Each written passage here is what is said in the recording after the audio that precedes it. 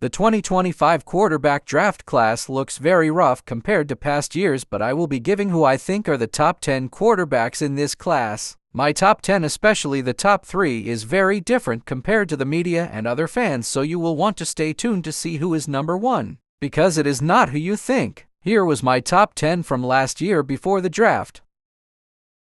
I only looked at quarterbacks that were invited to the combine.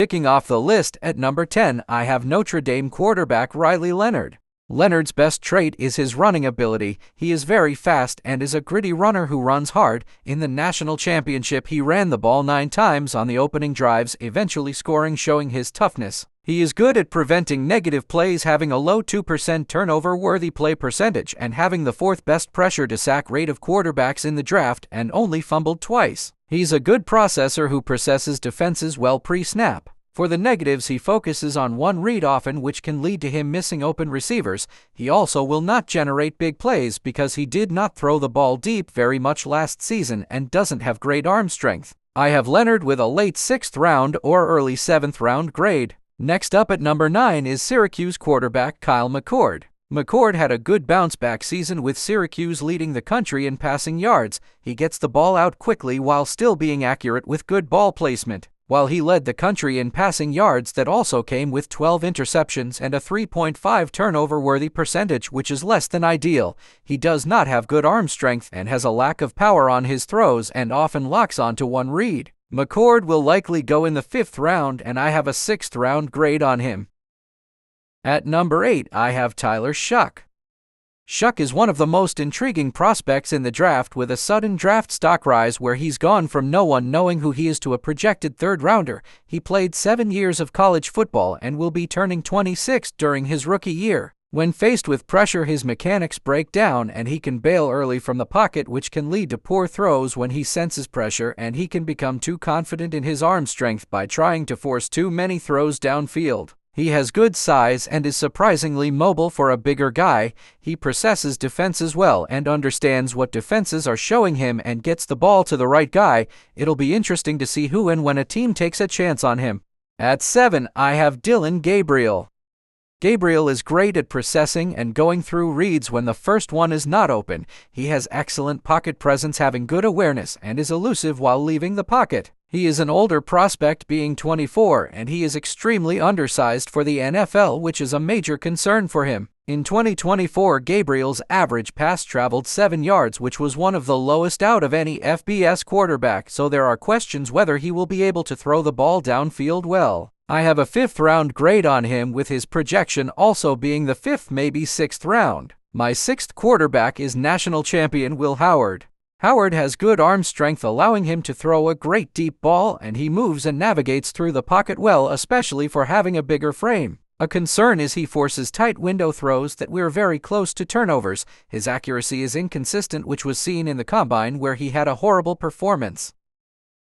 My number 5 quarterback is Quinn Ewers. Ewers came into the season as a projected 1st-round pick but fell off due to his poor pocket presence, because when things break down, he panics, which can lead to poor decisions and sacks. His pressure-to-sack rate is 23.2%, which puts him 47 out of 56 draft-eligible quarterbacks. He also made a lot of poor decisions this season and had a terrible 4% turnover-worthy play percentage. He has a history with injuries and is not a running threat at all. For the positives, he plays his best on the road with 8 straight road wins with a 15-to-1 touchdown-to-interception ratio. When under pressure, he can make tough off-platform throws. When he is in a clean pocket, he has great accuracy and touch on his throws.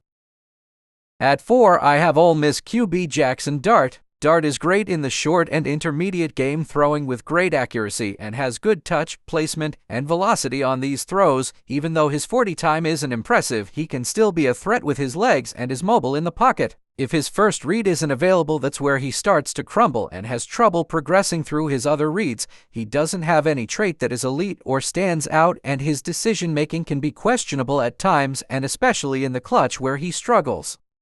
My number 3 QB is Jalen Milroe.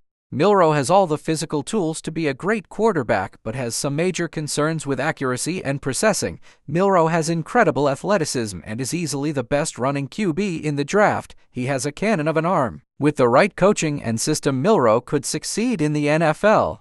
At number 2, I have Cam Ward, which may be controversial. Ward is great in the intermediate game, throwing with elite accuracy. When faced with defenders in his face or when on the move, he can throw at different arm angles to get the ball through and throws the ball with good velocity and a quick release. Ward always stares down his first read and doesn't process through the rest, which can result in him throwing into very tight coverage. He also unnecessarily will drift around in the pocket, and while he does a good job escaping pressure, it's not certain he'll be able to do the same thing in the NFL. He has good athleticism, but we doesn't use it to his advantage because he does not run the ball as much as he should. When it seems like he should scramble, he plays around, which most likely won't work in the NFL, instead of making the smarter play.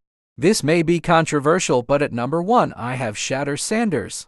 Sanders is easily the most accurate QB in the draft and is a good processor who makes smart throws, keeping the ball out of harm's way with a very low 1.3 turnover-worthy play percentage. A major concern with Sanders is that he will hold on to the ball for way too long, where he will go backwards and take sacks. He isn't great at escaping pressure either, but to be fair, he had a terrible offensive line. He has a weak arm where throws will take longer than they should to get there. Thank you for watching.